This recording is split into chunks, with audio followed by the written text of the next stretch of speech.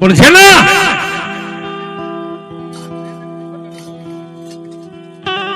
જેના કુળની માલપા આવી મારી જોરાળી જોગમાં એ માં ભગવતી મેલડી બેઠી હોય, જેના કુળની માલપા મારી મેલડી પૂજાતી હોય છે, ઉપર આભ અને નીચે ધરતી, આભ અને ધરતીની વચ્ચે જેને મેલડી સિવાય કોઈનો આધાર ન હોય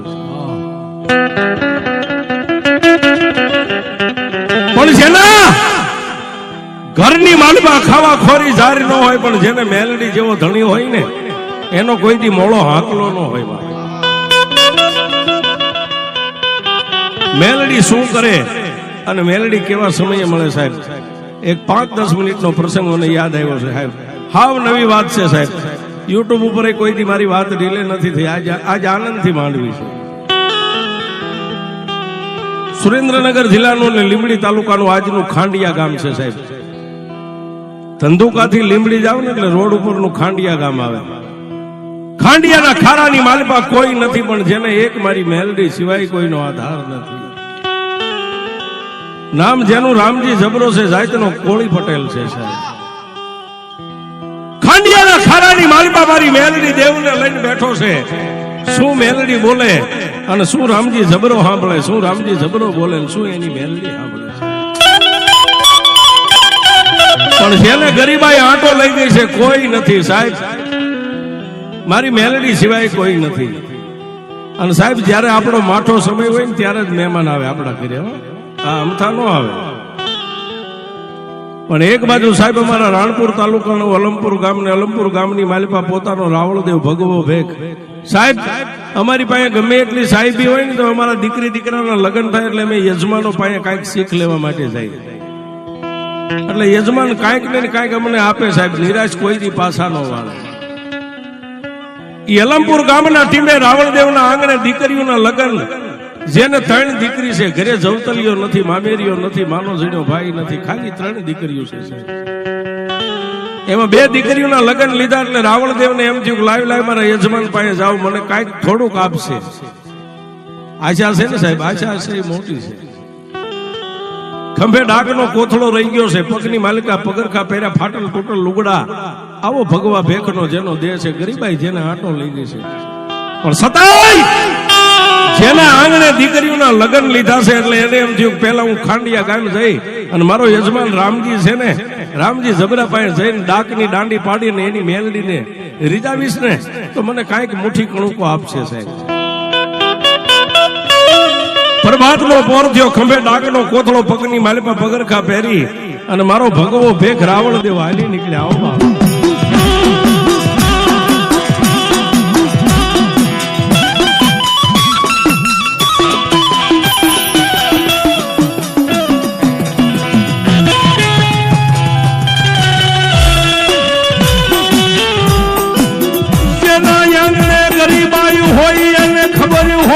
ગરીબાઈ કોને કહેવાય?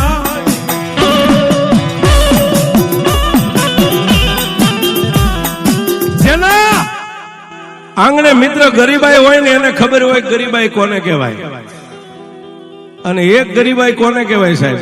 કે જેના બાળપણની માલિપા મા ને બાપ મરી ગયા હોય ને એ નાના નાના છોકરાઓને ક્યારેક શેરીમાં એક બાજુ આમ પકડીને ખૂણે લઈ જઈને એટલું પૂછજો તારો દિવસ કેવો ઉગે છે ને કેવો હાથમાં છે.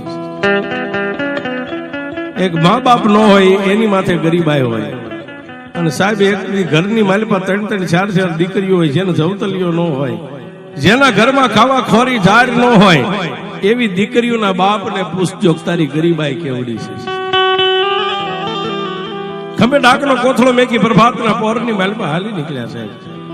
હાલતા હાલતા હાલતા સંધ્યા ટાણું રાંદલના ઓરડે હુરજ નારાયણ જવાની તૈયારી કરીને આવા ટાણે ખાંડિયાના ખારામાં હાલીને પહોંચ્યા હો સાહેબ. એ સમયમાં વાહન નતા, કાંઈ નતું સાહેબ. કોઈ હારા વાળા હોય એના ઘરે હાંડિયા ઘોડા હોય, બાકી તો કાંઈ હતું જ નહીં સાહેબ. પણ બાપ એ મારા ભગવા ભેખ રાવણદેવને આવતા જોયું ને કે મારી મેલડી દેવના થડે બેઠેલો રામજી જબરો ઉભો થઈને એટલું કીધું કે આવો આવો મારા ભગવા ભેખ.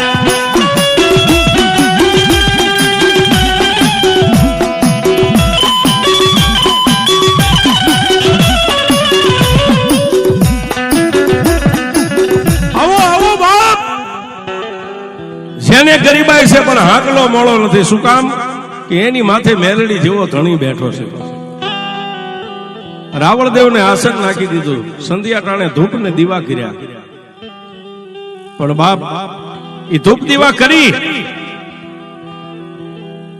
અને વાળુનો સમય થયો ને ભાઈ, જમવાનો સમય થયો. આપણી ગુજરાતી ભાષામાં એમ કે વાળું કરવાનું. રાવણદેવને એનો યજમાન રામજી જબરો બે વાળું કરવા બેઠા. વાળું પાણી કરી હાથની માલપા ડમર ડાક લઈને મારી મેલડીને બે શબ્દ કહીને રાવણદેવે ડાક કોથળામાં નાખી પછી એટલું કીધું કે રામજીભાઈ તમારી પાસે એક હું આશા લઈને આવ્યો છું. હા હા. પણ પોતાના યજમાને સાહેબ ઉભા થઈ અને રાવણદેવના ખંભે હાથ મેકીને એટલું કીધું કે દેવ, હજી તારો યજમાન રામજીડો જીવે છે, મોઢામાંથી એકવાર માગી લે.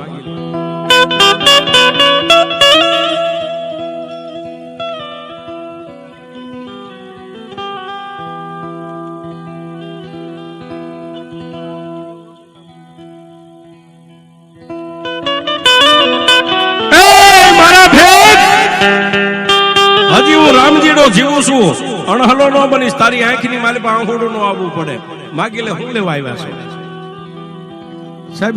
ઘણા આવા અમારા યજમાનો હોય છે, માગી લ્યો દેવ.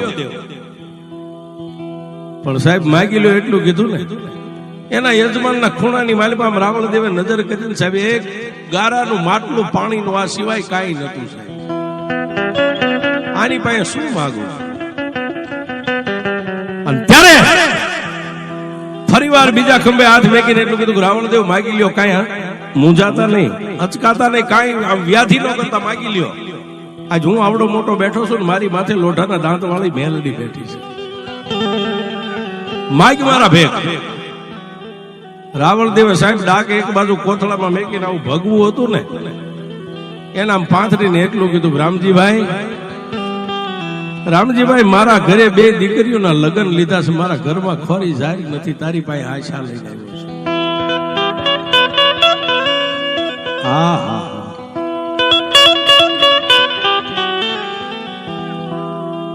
હે બાપ, અત્યારે માઠો સમય છે, વરહ માઠું છે, મને ખબર છે તારી પાસે કાંઈ નથી, પણ બાપ હું તારો ભેગ છું, હું મારા યજમાન સિવાય કોઈની પાસે માગવા જાસવા માટે ન જાઉં. તું મારો યજમાન છું, તારી પાસે કઈક માગવા આવ્યો છું.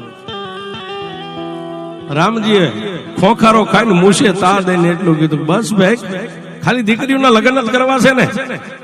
કે હા, દીકરીઓના બે દીકરીઓના લગ્ન લીધા છે. રાતના 11 વાગ્યાનો સમય થયો છે, અહીં પથારી કરી ત્યાં હુઈ જાઓ, સવારે દી ઉગે એટલે મેલડી હવ હારાવાના કરી દે છે. સાહેબ વાતની હવે મજા છે, શું બને છે? રાવણદેવ હજી બે આંખોની માલ આમ નીંદરની માલ આમ કાકા નીંદર આવે ન આવે ત્યાં એને પગરખાનો અવાજ આવ્યો. રામજીને એમ થઈ ગયું મારા રાવણદેવ હુઈ ગયા છે. ખાટલા ઉપરથી ઉભા થઈ પગની માલપા પગરખા પહેરીને કેહ બંધ કેડીઓ વાંટિયાળી માથે પાકડી બાંધી અને લાકડી હાથમાં લીધી ને, કે રાવણદેવ હોડ એક બાજુ કરીને એટલું કીધું, રામજીભાઈ અત્યારે ક્યાં? હા હા. પોતાનો યજમાન રામજી જબરો કાંઈ બોલી ન હોય ગયો, પણ એટલું કીધું, ભેગ મારા દેવ કાંઈ નહીં, તમે હુઈ જાઓ. નહીં રામજીભાઈ, મને ન કહો ને તો હું તમારો ભેગ છું, મારી માથે એકવાર હાથ મેકીને એટલું કહો, શું છે? સાહેબ રાવણદેવ કોને કહેવાય? યજમાન કોને કહેવાય? દેવ મઠમાં બેઠી હોય ને, મઠમાં દેવ બેઠી એને માને ને એટલા જ રાવણદેવ ને માને, આને યજમાન કહેવાય છે. હાથ આમ લાયે અને રામજી જબરાનો હાથ રાવણદેવ માથે મેકીને એટલું કીધું કે રામજીભાઈ મારા સોગન છે, મારી માથે હાથ મેકીને કહો તમે ક્યાં જાઓ છો? બે આંખોના ખૂણા ભીના થઈ ગયા. મરદ આપને ટેકો દેવો માણા, હાથમાંથી લાકડી પડી ગઈ.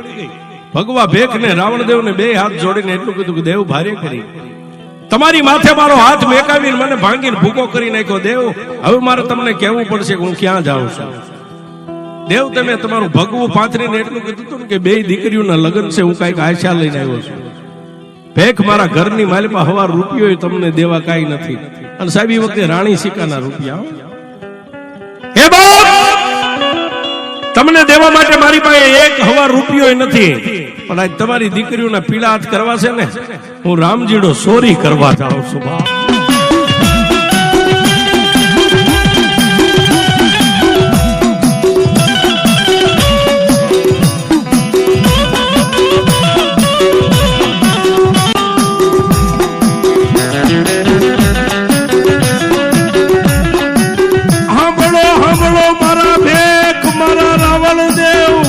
રામજીની વાત સાંભળો.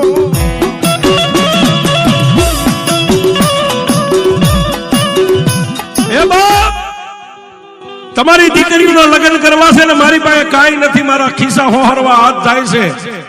મારા ભેખ તારી દીકરીઓ માટે ચોરી કરવા જાઉં છું.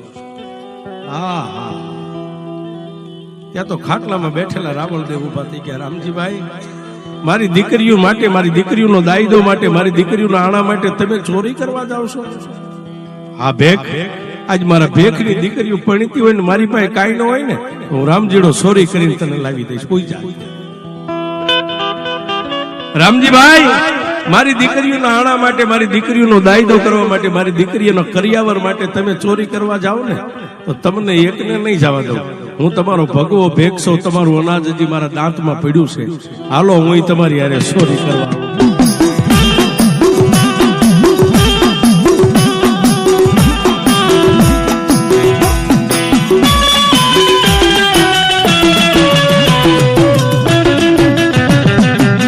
મેઘની અંધારે રાજે બે હાલી નીકળ્યા, મારી મેલડીને તણ તાજમો ભરી.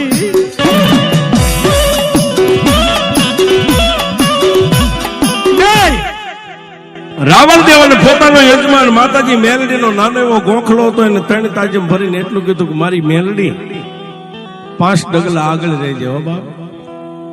અને સાહેબ બે ચોરી કરવા જાય, પણ ટૂંકમાં વાત કરું, ખાતર પાડ્યું પણ ચોરી કરતા રામજી જબરો અને પોતાનો યજમાન રાવણદેવ બે પકડાઈ ગયા છે. બે પકડાઈ ગયા, જેને કાળા ગ્રહની ધંધુકાની માલપા કાળા ગ્રહની કેદમાં પૂરવામાં આવ્યા છે.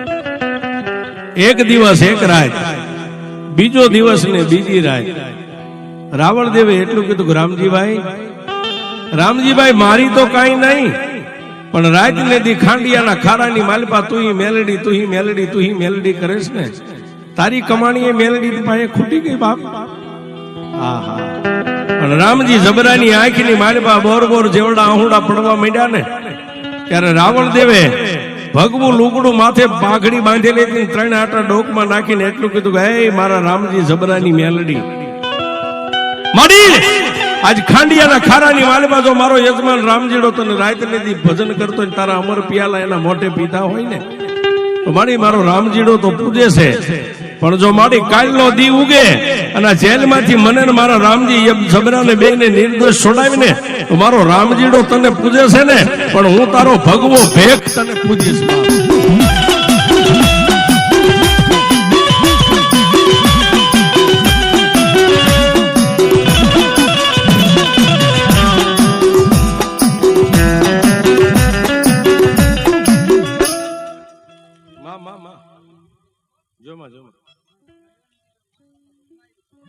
દિવસ ઉગ્યો પ્રભાત નો, મારી મેલડી બોર બન્યો.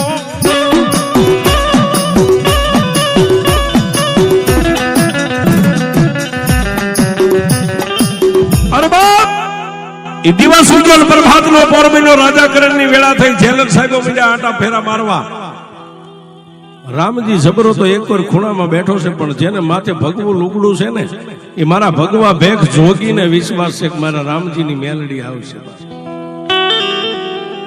દિવસના 7, 8, 9, 9:30 ને 10 નો ટાઈમ થયો ને, હાથની માલપા ખોખરી લાકડીનો ટેકો રહી ગયો છે, માથે ભીંડી વરણા વાળ અને 80 વર્ષની ડોસી બની અને ડગમગતા દેહે તેજી મારી રામજી જબરાની મેલડી આવી. હોપા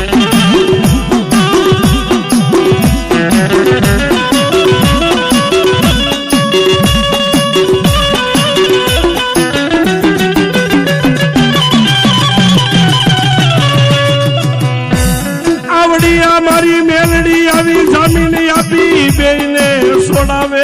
મારી મેલડી મારા ખાંડિયાના ખારાની